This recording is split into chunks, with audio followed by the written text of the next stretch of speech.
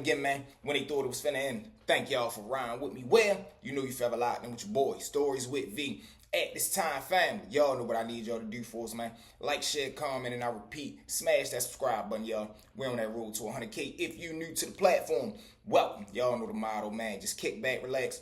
I got the rest of the show from here. AV Mob, let's get them, let's go. What's up, Mob? We back at him again, man. Kicking it off from the top. Story number one. Playing with that paperwork, so boom, let's ride. Now, man, when you ripping and running in the streets and you catch a charge, and like I tell you, 9 times out of 10 dudes or people, no matter who it may be, they'll build up their own little thoughts about you. They'll build up their own little envy. They'll build up their own little jealousy towards you for absolutely no reason. So now, this situation, we got 2 homeboys, they growing up in the hood. So now, as they coming up, ripping and running in the streets, I'm talking about they is right-hand men, man. You never seen one without saying the other. And anytime that one of them got into something, you already knew that the other one was coming for that get back no matter what. This was the type of relationship that these 2 dudes had with each other. So now, they jump off the porch together. They start hitting packs for an older dude around the way. So now as they working for him, it get to the point to where as though the older dude, he realized how much of a threat that the little dudes is as far as the mindset that they got. They already was young dudes, but they was willing to take it to that extreme level. Y'all know what I mean? They was willing to play on that M1 type of level. So now, he no longer feel as though he want to use them for the hustling part of the game. He want to, put his M1 game down, but he's scared to do it. So now that he got these 2 young boys that's ready to go, he going to go ahead and let them off the leash, let them tear the streets up. And now what he's doing by doing that with them is he building up a reputation for himself, because he already know that these 2 come out of his kennel. So now if anything or any problems come to OG way, anybody that's doing something to him, the only thing that they thinking is, man, if we get into it with him, I already know he gonna send Shorty and them our way. And a lot of dudes didn't want to go at them 2 directly because they like, one, I know how they gonna play, and the 2 little dudes was recruiting muscle all through the city because they was already known for being elite members. And like I told you, reputation sometimes is more important than money. If a person know that you known for doing something, or they know that you will take it to that level, the money, that don't even compare to that, because dudes is getting out of your way with violence. Money, somebody will come try to take your money from you, because if you got money and you can't govern it, that's worse than being able to govern something and not have it, because 9 times out of 10, them type of people lead to taking stuff. So now they do this for about a year working for the older dude, but it get to the point to where as though the 2 little homeboys, they start to realize that the OG really a turkey, he really a chump. So now they go to him to ask him, look, man, put us in a better position. We done already put the M1 game down in the street. Now we trying to get some money, man, because at this time, both of them has already had their first child. So they looking at it like, man, all this M1 shit, that shit ain't producing no money. We thought we was doing this to take over some blocks so we could get some real estate, put some more work right there, and eventually we was going to be able to run our own blocks and just be able to cop the work from you. That's the way that the game was supposed to go. But him, he wanted to keep him under the wing because now he was making all the money. And little do the 2 homeboys know, every block that they did knock somebody off, he was making money off that block. But what it was is he wasn't putting them 2 in front of it, or he wasn't putting them 2 as the head of the blocks. He'll put somebody else right there, which was backdoor, conniving, and sneaky. But like I told you, he already had his own little jealous and envy ways. So now, boom, they like, all right, they go highlight him for real. They ask him to put him in a better position. He keeps spinning them, saying, I got y'all. Listen, y'all don't even know what y'all doing, man. Just listen to me. Let me run the plan, man. I got y'all. I told you. Man, y'all been rocking with me since y'all was 14, 15 years old, man. Now y'all questioning me. Who the fuck y'all been hanging around? Who y'all been talking to? Now, like I told you, these 2 little dudes, they already elite members, so they can see the painting on the wall. They already know what time it is. They leave out, man. When they dip out for real, they go chill in the car. When they jump in the car, they go ahead and put their own plan together. Y'all already know what time it is. Shorty gotta go. The very next night, they tell him, listen, man, we want to holler at you again just to make sure everything good. Him so green, or him thinking that he got the power and he got his foot on their chest, he go ahead and meet up with him. They ends up leaving him in the back, roll forward to the head. Boom. So now that they knock him off, not only do they knock him off and get him out the way, everything that he had, everybody already knew. The streets already knew that they was the muscle behind everything. So when it was time for them 2 to step up, it wasn't no kickback, because the streets, 1, they already respected them. 2, the streets already respected them. So now they the big dogs. They running the show. They making money hand over fist. They got the block, and they still got all the little dudes that they recruited for muscle. They still pumping and jumping for them.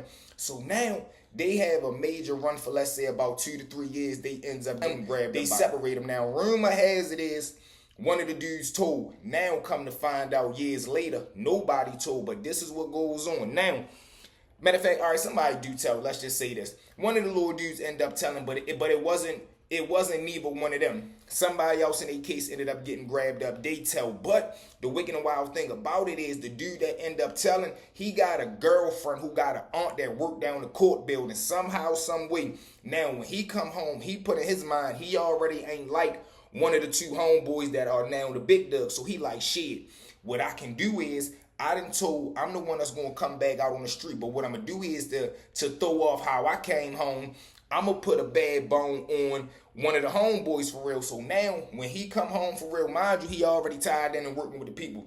And during this time, once he get released, he's still setting people up, being that confidential informant. And if y'all don't know, this is one of the most highest paying jobs out in the streets. I don't know why. That's the wicked and wild part of the game, but it is. And there's people lining up every day to become one of these. So now, boom, after he tied in for real, now he working with law enforcement. He come home, but now he start putting a plan together with his girl and her aunt. The aunt do what she do. She type up the fake paperwork. Now when the Lord do hit the streets, he start putting the bone out, but he hand picking who he telling it to. He telling it to dudes who he know just gonna run off a word of mouth, but he still got the paperwork to back it up. So now certain dudes that he running across that's not in contact with the big homies that's locked up in the joint, he's showing them this fake paperwork. So now the word on the street is that he a rat, but with the dude that's putting the bad bone out, what he don't know is shit looking good for the particular little dude that he putting the bad bone on. So now let's say he puts this bone out for real, about a year or two go by, whatever the case may be, however long the time is. Shorty ends up coming home. He make out. He come home. So now when he come home, he looking to get embraced. He looking to be like, shit, you know, the king back in town. But he don't know. He blind to the fact that Shorty got that he got a bad bone on his name. So now when he come home for real, he get back to shaking and moving and grooving. But he starting to notice that dudes is playing him to the left. They not really locking in like they used to lock in with him. So now he links up with one of his good men, a true top soldier, outstanding member. He tell him like, look, man, I ain't gonna lie. Nigga said you did such and such, man. What's up with that? He like, what the fuck, man? You playing with me? You know I never do no such shit like that, man. Stop playing with me. So now he like, no, I'm serious, man. Shorty even been going around showing niggas your paperwork for a couple of years now. That why you think niggas ain't been answering your calls, ain't been reaching out to you with nothing? But Shorty was booked. He ain't never had no problems because his paperwork was really good. So now he like, all right, that's a bet. And he was wondering why, since he been home, he ain't been in contact with the little dude who putting his false paperwork out on his name. So long story short, he ends up putting the cake in the oven. He ends up putting Shorty together. He smacked him. But the word end up, truly coming out because, of course, the good man that he was talking to, little bro, end up showing him his real paperwork. Like, nigga, what the fuck? I ain't do no shit like that, man. Stop playing with me. That's all my paperwork. No pages missing. No cooperation at all. Whole time the big homie ends up going through it. Now, the dude that he showed the real paperwork to, he a over solidified man. So he really tapped in with all the made men through the city, clear that shit up. And then now, with that action done of him putting Shorty down for lying on his name, now the streets know even more. Like, shit, I mean, we ain't believe that at all. But now you got dudes who did believe it that was playing the 50. He looking at them kind of sideways like, shit, that's all it take. You wasn't even going to ask me. You wasn't even going to verify with me. You just was going to let a duck put a bad bone on my name and y'all run with it. That's why you never do that, man. You got to always make sure you got that black and white proof. And you ask that man directly.